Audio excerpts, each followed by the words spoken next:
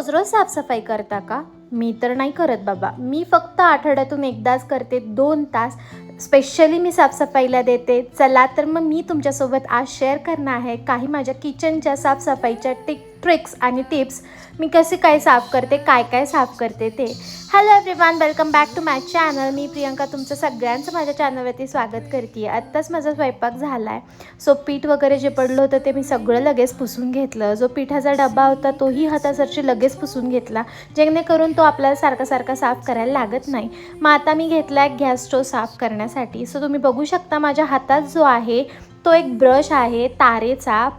त्यांनी एकदम व्यवस्थितपणे जे काही स्टेन्स आहेत आपल्या गॅस स्टोववरती, रेड कलरचे मार्क्स वगैरे, ते सगळे व्यवस्थित निघतात. 2 ते 3 मिनटं तुम्ही साबणाचं पाणी टाकून ठेवा आणि त्यानंतर ह्या ब्रशने घासा. खूप छान पद्धतीने ह्या साफ होतो. नक्की ट्राय करा. हे ऑलरेडी प्रोडक्ट लिंक मी ऑलरेडी डिस्क्रिप्शन.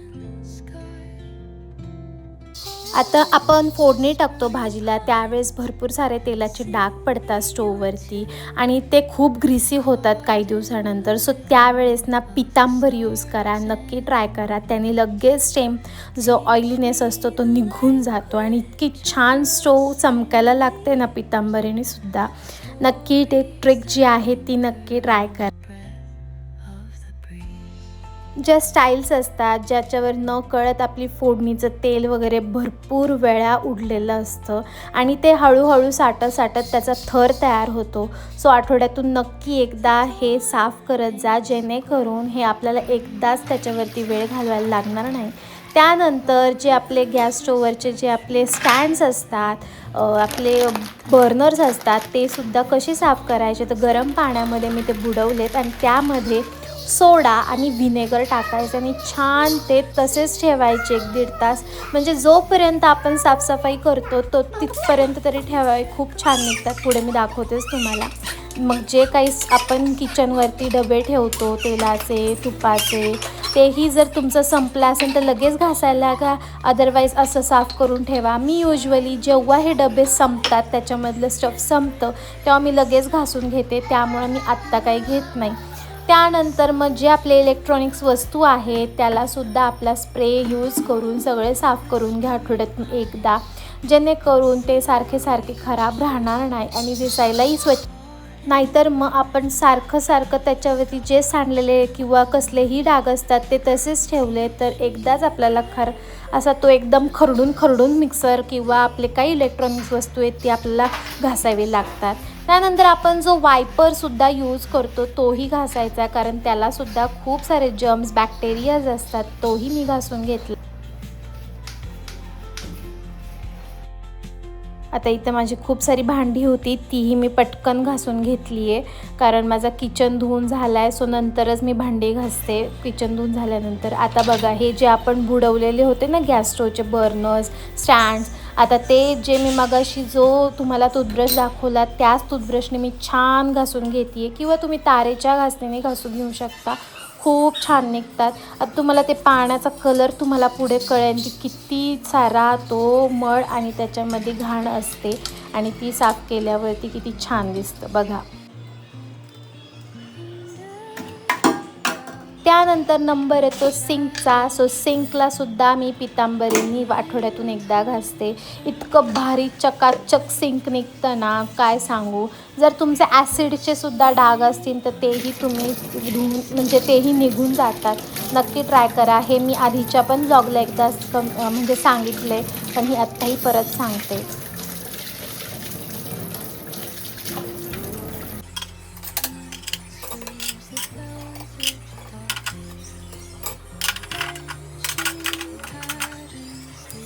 आता खरं तर ही बरणी आहे ना, त्याच्यावरचं झाकण होतं ना ते तुटून गेलं. सो ही बरणी जी आहे ती मी अशी चमच्यांना ठेवली आहे.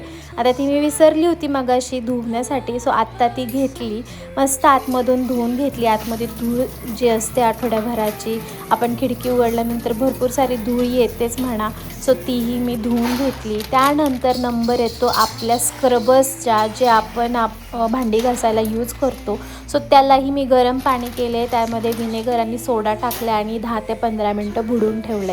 या स्क्रबर्समध्ये सुद्धा खूप बॅक्टेरियाज, जर्म्स असतात. सो आठवड्यातून हेही साफ केलेच पाहिजे, तेही तितकेच गरजेचे आहे.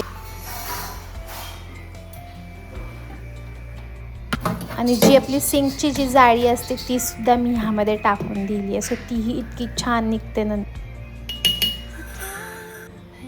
आता 10 ते 15 मिनटं तर झाली आहे. सो हे आपल्या स्क्रबरने परत ह्या ज्या घासणी आहे वगैरे सिंकची जाळी आहे ती घासून घेतली आणि छान धुवून घेतला. तर लास्टला पाणी बघा किती घाण निघतं आहे त्याच्यावरून.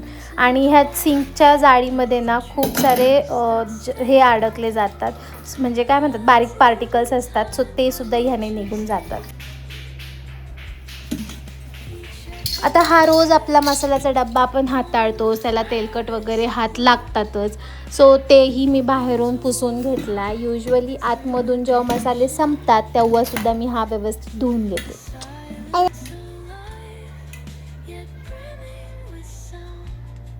आता हे काही माझं डब्याचं रॅक आहे, त्याच्यावरती हे ओपन आहे ऑलरेडी. सो ह्याच्यावर पण खूप सारे धूळ येऊन बसते. सो पटापट मी ते काढून घेतलं सगळं आणि ओल्या कपड्याने पुसून घेतलं. मी परत तेच सांगेल की जेव्हा पण बरणी माझी खाली होते आणि त्याच्यात दुसरं स्टफ भरण्याच्या अगोदर मी धुवून पुसून ती परत ठेवते. सो त्याच टायमिंगला म्हणजे एकदम मला बरण्या काढाव्या लागत नाही घासण्यासाठी. सो हेही एक ट्रिक आहे.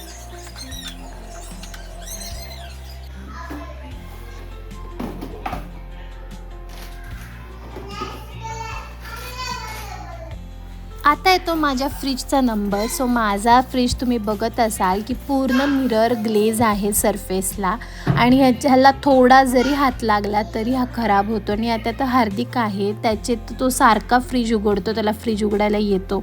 सो हा मला 2 ते 3 दिवसांनी पुसावाच लागतो. सो पहिलं मी लिक्विड टाकून पुसून घेतले आणि त्यानंतर जे आपले टिश्यूज असतात ना त्याने पुसून घ्यायचं. इतका चमकून निघतो ना फ्रीज बाहेरून, नक्की ट्राय करा.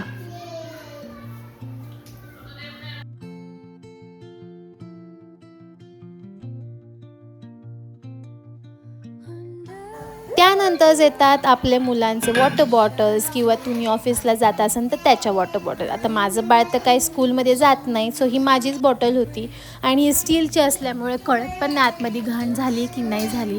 सो यालासुद्धा विनेगर, सोडा आणि गरम पाणी टाकून 10 मिनटं बाजूला ठेवलं आहे आणि त्यानंतर ब्रशने एकदम छान वॉश करून घेतली आतल्या साईडनं आणि बाहेरूनसुद्धा छान स्क्रबरने धुवून पुसून घेतली आणि सुकायला ठेवली.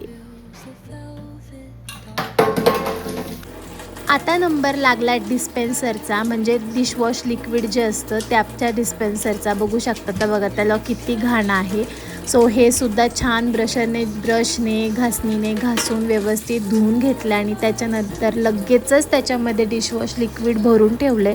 सो जेणेकरून नंतर प्रॉब्लेम पण नको यायला. सो ह्याला सुकायला वगैरे काही ठेवलं नाही, तसंच लगेच भरून ठेवले. आणि हे आहे शिमर ब्रँडचं डिश लिक्विड जे की मी यूज करते. आणि सगळ्यात लास्ट नंबर आला ह्या नळाचा. सो हे नळसुद्धा मी व्यवस्थित घासून घेतलेलं आहे. सो अशा प्रकारे मी माझं किचन जे आहे ते 2 तास देऊन आठवड्यातले छान क्लीन करून घेते, जेणेकरून मला रोज साफसफाई करावी लागत नाही. चला मग आजचा व्लॉग आवडला असेल तर नक्की लाईक, शेअर, कमेंट करायला विसरू नका. चॅनलवरती नवीन असाल तर नक्की सबस्क्राईब करा. भेटूया आपण अशाच न्यू व्लॉगमध्ये. Till then bye, take care.